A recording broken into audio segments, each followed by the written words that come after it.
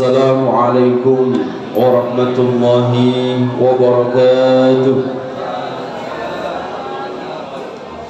Alhamdulillahi rabbil alamin, wassalatu wassalamu ala asyrafil anbiya wal mursalin sayyidina maulana Muhammadin wa ala alihi wa ahli baitihi wa ashabihi ajma'in. Qalu subhanaka la ilma lana illa ma 'allamtana innaka antal alimul hakim. Amma ba'd. Hadratil muhtaramin, para alim, para ulama, segenap Bapak Ibu dan guru, dan semua siswa-siswa Maryam kelas 10, 11, 12 yang dirahmati, disayangi, dicintai oleh Allah Subhanahu wa taala, dan insyaallah yang hadir saat ini semuanya saja moga-moga menjadi ahli surganya Allah Subhanahu wa taala. Amin ya rabbal alamin. Mari kita awali dengan baca doa thalabul ilmi. Moga-moga diberikan oleh Allah Subhanahu wa taala ilmu yang bermanfaat, ilmu yang barakah, ilmu yang mengantarkan kita semuanya selamat dunia sampai akhirat. Amin ya rabbal alamin. Bismillahirrahmanirrahim. Allahumma anfa'na bima 'allamtana wa 'allimna ma yanfa'una wa zidna ilman nafi'a. Al-Fatihah. A'udzu billahi minasyaitonir rajim. Bismillahirrahmanirrahim. Alhamdulillahi rabbil alamin. Arrahmanir rahim. Maliki yaumiddin. Iyyaka na'budu wa iyyaka nasta'in. Ihdinas siratal mustaqim. Siratal ladzina an'amta 'alaihim ghairil maghdubi 'alaihim waladdallin. Amin. Allahumma salli ala sayyidina Muhammad wa ashiri zalimin bidzalimin. Allahumma salli ala sayyidina Muhammad wa ashiri zalimin bidzalimin wa akhrijna min bainihim salimin wa ala alihi wa sahbihi ajma'in. Allahumma shalli ala sayyidina Muhammad. Kita meneruskan yang kemarin, yang diharamkan bagi wanita haid, yaitu kemarin ada berapa? Ada 10, cuma kurang, jadi kurang 2. Tak ulangi lagi. 1 adalah larangan bagi wanita haid untuk melakukan sholat. Larangan, tidak boleh. Sak pintere, sak alime kaya apa, nek waktunya haid tidak boleh sholat. Yang kedua, tawaf, maka tidak boleh juga melakukan aktivitas berupa tawaf. Kenapa? Karena tawaf itu mirip seperti ibadah, maka tidak boleh untuk melaksanakan tawaf. Di samping itu memang posisinya di dalam masjid. Nah, kemarin kita bahas bagaimana Pak kalau kemudian lagi haid, enak-enak berangkat ke sana kan juga mahal Pak. Maka ada solusi dari para ulama memperbolehkan yang namanya minum obat penghambat haid, diperbolehkan. Walaupun nanti jika di sana ternyata tetap kalah ya dengan takdirnya Gusti Allah, maka tidak apa-apa, disyukuri, dinikmati. Berarti ada kortengan, insya Allah sudah dapat pahala ibadah haji dan umroh. Soal niatnya di sana sudah demikian. Tinggal nanti jika memang saat itu tidak bisa melaksanakan proses tawaf, moga-moga di lain kesempatan ditakdirkan bisa berangkat ke sana lagi. Allahumma. Yang ketiga, larangan menyentuh mushaf. Larangan, tidak boleh menyentuh mushaf dalam kondisi apapun kecuali darurat. Al-Quran jatuh di bawah atau Al-Quran ada masalah perlu diselamatkan, boleh. Yang keempat, membawa Al-Quran dilarang juga. Kenapa? Karena Al-Quran adalah kalam-kalam Allah, firman Allah. Kalau kita megang tidak dalam kondisi yang bersih, suci, itu gak elok, gak apik, sehingga sepakat para ulama diharamkan. Yang kelima, al-lubsu fil masjidi, yaitu berdiam diri di masjid, tidak boleh kalau tidak ada keharusan. Jadi berdiam diri memang ada maksud, ya salah satunya diam diri kan ya itikaf, maka tidak boleh. Atau berdiam diri yang lainnya, tidak boleh. Kemudian yang keenam, membaca Al-Quran. Tidak boleh baca Al-Quran kecuali memang diniati zikir atau wirid. Contoh ketika tahlilan, maka di situ ada Al-Ikhlas, Al-Falaq, An-Nas, diniati zikir atau wiritan, silahkan. Tapi nih diniati baca Quran tidak boleh. Maka para ulama-ulama yang memberikan warning seperti ini, itu baiknya Yasin jangan dibaca. Terus gantinya apa Pak? Baca zikir yang lainnya, karena Yasin itu panjang. Kalau Falaq, An-Nas, kemudian Al-Ikhlas, itu ada niatan untuk zikir, nggak apa-apa. Oke. Yang ke-7, puasa. Tidak boleh bagi orang yang haid puasa, dia apa-apa tetap tidak boleh. Yang ke-8 sekarang sudah kemarin ya, at-tolak. Tolak kemarin kita bahas panjang lebar kali tinggi ya. Tolak, talak atau pegatan itu tidak boleh di saat dalam kondisi haid. Dan laki-laki jangan mudah-mudah mengatakan kata pegat atau cerai ya, karena ini sangat mengkhawatirkan.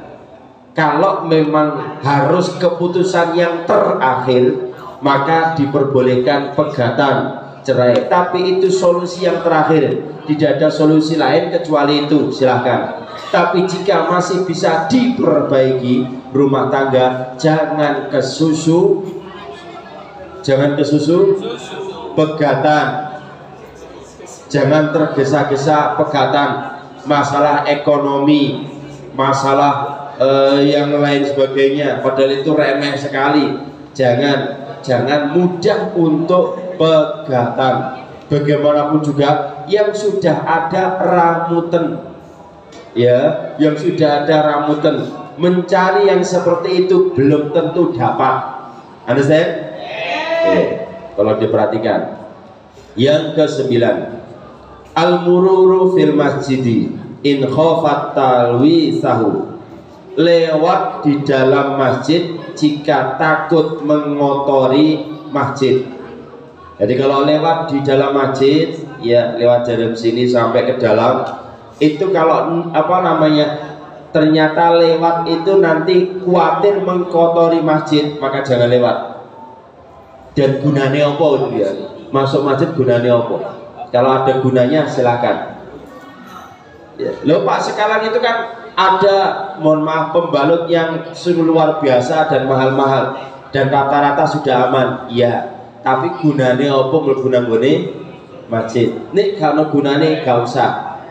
Ya, tapi nih ono gunanya otomatis darurat dipersilakan. Maka di sini lewat masjid jika itu mengotori masjid, alias mohon maaf darahnya netes di masjid, maka larangan ya, larangan keras.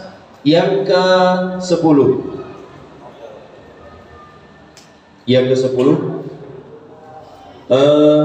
istimta.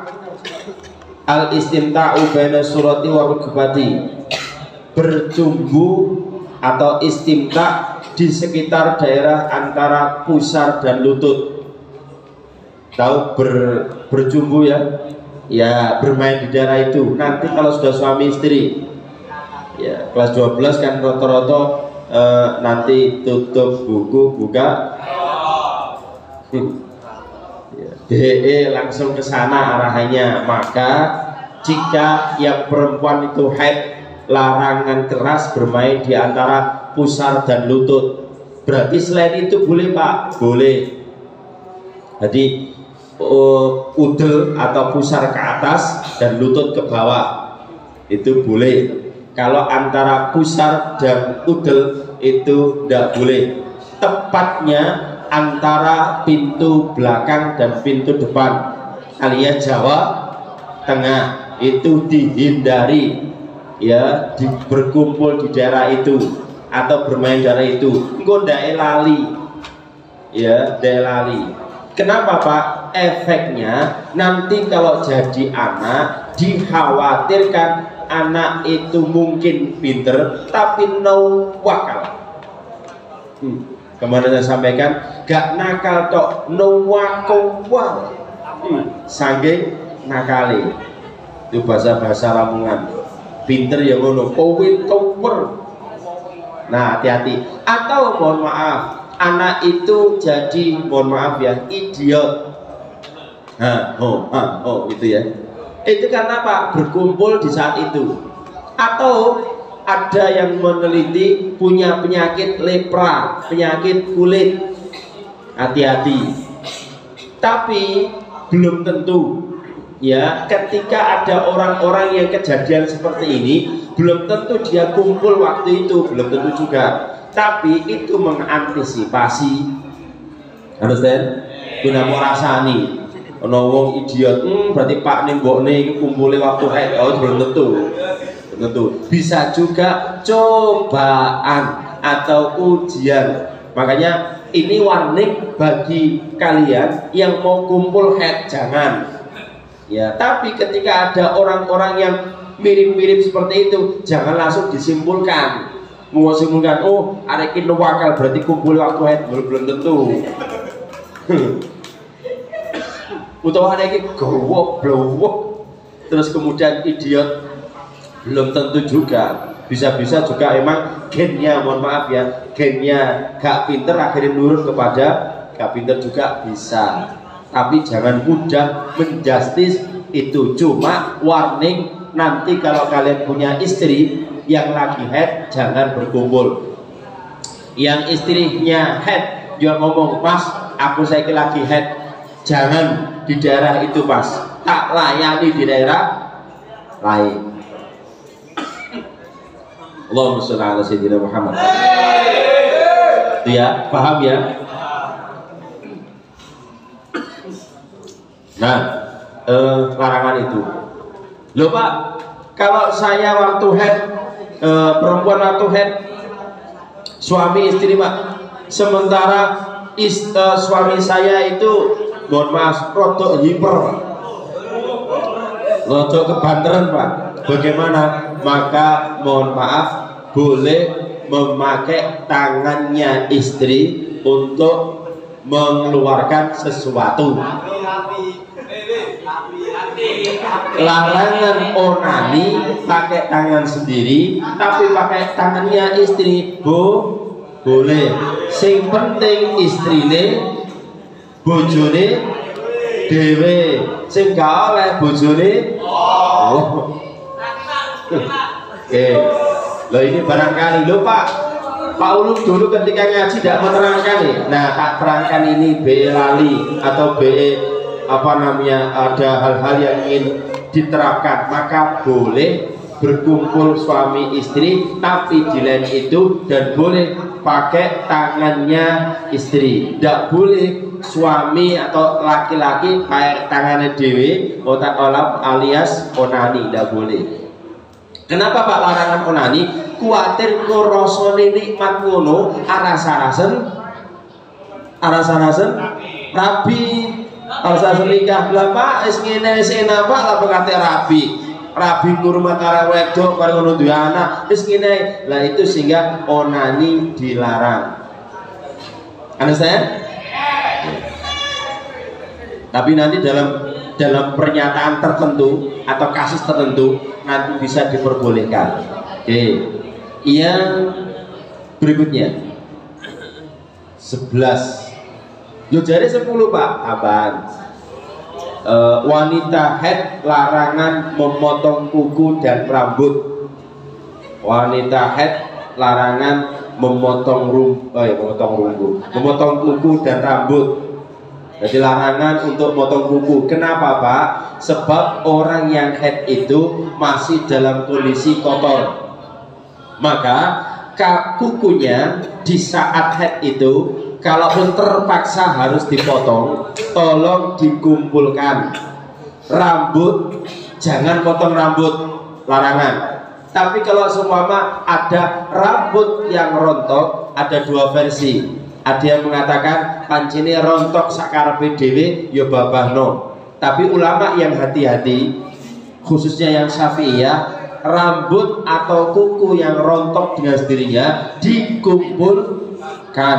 Nanti pas waktunya mandi, dijak mandi bareng. Understand? Nanti kalau kalian punya istri omong-omong, "Dik, sekarang rambutnya lagi serontok, Dik, kumpulno." Engko nek wis haidnya selesai alias sudah suci, dikumpulkan dijak adus bareng. Barange iku mang. Lho apakah boleh Pak adus apa mandi suami istri? Boleh. Sing penting bojone ini. Jika oleh bojone tonggo balik mana ke sana. Itu ya. Jadi larangan memotong kuku dan rambut. Larangan juga perempuan mandi besar. Kan guru wayai, kok perempuan mandi besar larangan, termasuk keramas. Loh Pak, perhatikan, halo. Loh Pak, saya ini kan punya suami Pak. Sementara saya ini belum mandi, maksudnya belum keramas. Gatel Pak rambutku Pak. Rambut saya gatel dan saya punya suami. Ini kalau kemudian suami saya berdampingan dengan saya, ambune kan gak enak. Maka apakah saya diperbolehkan untuk mandi? Kalau ulama yang hati-hati, larangan. Nunggu sampai nanti selesai haid. Suwe berarti rata-rata kan 7 hari. Ulama yang kontemporer karena dalam rangka menyenangkan suami, dalam rangka cek gak gatel rambutnya, maka diperbolehkan karena ada hajat, karena ada keperluan. Paham? Dek, sampean ambune gak enak Dek, nang keramas kono aku cek prai Mas. Nanti bangane aku semaput Dek. Mambu ambune rambutmu gak jelas, gak ngalor gak ngidul. Kan turu mesti karo aku Dek. Ngoyo aku kan gak turu-turu. Maka ketika seperti itu ada hajat, diperbolehkan. Yang paling akhir, larangan medis. Larangan medis. 1, minum alkohol. Larangan. Ya alkohol apapun wis. Tapi insya Allah tidak mungkin lah minum alkohol. Alkohol kan nanti kecenderungan kepada minuman keras. Kenapa Pak? Nanti khawatir dehidrasi, kekurangan air. 2, malas mengganti pembalut. Mengganti pembalut, ojo malas. Pembalut itu kira-kira dipakai 4-6 jam. Nek lebih daripada itu, khawatir ada bakteri, ono virus di daerah kemaluannya, kewanitaan itu, akhirnya malah jadi bahaya. Maka ojo iman, buang ya buang. Kalau zaman dulu memang pakai gombal, zaman dulu, zaman ibu saya dan bapak saya itu pakai gombal. Gombalnya selesai dicuci dipakai lagi. Maka seringkali disebut dengan gombal mukio. Kalau sekarang kan sudah ada pembalut, maka pakai itu. Bahkan pembalut sekarang itu sudah keren-keren, bisa terbang, ya kan? Pakai sayap. Ono. Yang ketiga, mengkonsumsi garam berlebih. Kakean garam. Kenapa? Akan terjadi penumpukan air. Akhiri wetenge kembung. Kempes. Kembung. Yang keempat, di sini tulisannya vaksin dan cabut bulu. Ya bulu sembarang ya. Bulu apa coba? Bulu sembarang. Mengapa Pak mencabut bulu ini termasuk yang larangan medis? Sebab perempuan ketika haid itu seluruh tubuhnya mengalami yang namanya kalau dicubit sedikit, dicabut sedikit, itu loro. Maka ketika haid tambah nemen, maka larangan. Terus ini umumnya tadi disebut, ditanyakan rambut apa? Nah, halo perhatikan semuanya, untuk laki dan perempuan kalau mencabut rambut atau memotong rambut atau mencukur rambut itu disunahkan 40 hari. Rambut mana Pak? Rambut bagian Jawa Tengah ya, ben gak dawa-dawa. Mosok saingan kalau rambut dhuwur ben rambut ngisor dawa sampai nanggone mata kaki kan ya lucu. Maka sunnah 40 hari dipotong. Kalau laki-laki dicukur, kalau perempuan jari ini dicabut. Kenapa? Cek gak nemen maksiati, tapi nanti bahaya. Sudahlah dicukur saja. Kenapa? Supaya gak digawe gone setan. Kalau terlalu lama rambut itu dibiarkan, akhirnya mohon maaf, kemaluannya cepat sekali, ada hal-hal yang berbau nafsu, akhirnya cepat sekali terjadi yang namanya proses syahwat. Maka untuk mengurangi itu 40 hari sekali dipotong, baik laki ataupun perempuan. Paham? Pakai apa Pak? Terserah. Pakai geraji akarmu. Ya pakai silet aja, pakai alat cukur kan ada. Ya, setelah itu ya dibuang, cuma koleksi, dibuang. Oke. Oh boleh Pak, boleh wong wek-wekmu dhewe kok. Tiap perhatian supaya gak nemen-nemen syahwate. Yang kelima, dan memang itu supaya tidak dinggoni setan. Semakin tambah hutannya lebat, itu setannya tambah akeh. Ya setan, ya bakteri tambah akeh, virusnya tambah akeh. Makanya kuat akhirnya kukur-kukur daerahku grudak. Ya nek sarungan ketarik-tarik dan dhuwur, nek celana kan ya gak ketarik. Oke, nomor 5, makan produk bahan dasar susu. Ya, ini larangan ketika haid menurut medis, karena nanti membuat efek bagi kewanitaannya. Oke, sementara itu moga-moga menjadi ilmu yang bermanfaat, ilmu yang barokah, dan moga-moga menjadi ilmu yang mengantarkan kita semuanya selamat dunia sampai akhirat. Amin ya rabbal alamin. Al-Fatihah. أعوذ بالله من الشيطان الرجيم بسم الله الرحمن الرحيم الحمد لله رب العالمين الرحمن الرحيم مالك يوم الدين إياك نعبد وإياك نستعين اهدنا الصراط المستقيم صراط الذين أنعمت عليهم غير المغضوب عليهم ولا الضالين آمين أستغفر الله أستغفر الله من الخطايا ربي زدني علما نافعا ووافقني عملا صالحا والعصر بسم الله الرحمن الرحيم والعصر إن الإنسان لفي خسر إلا الذين آمنوا وعملوا الصالحات وتواصوا بالحق وتواصوا بالصبر صدق الله العظيم كلامه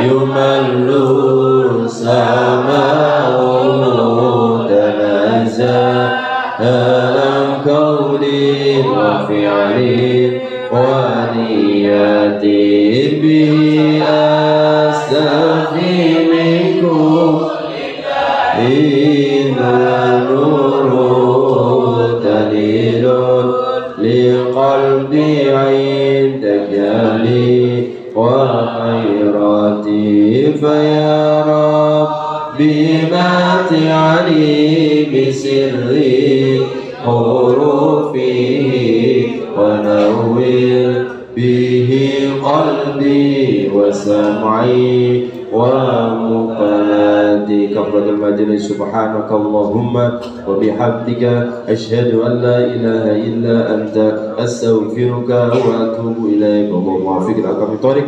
السلام عليكم ورحمة الله وبركاته.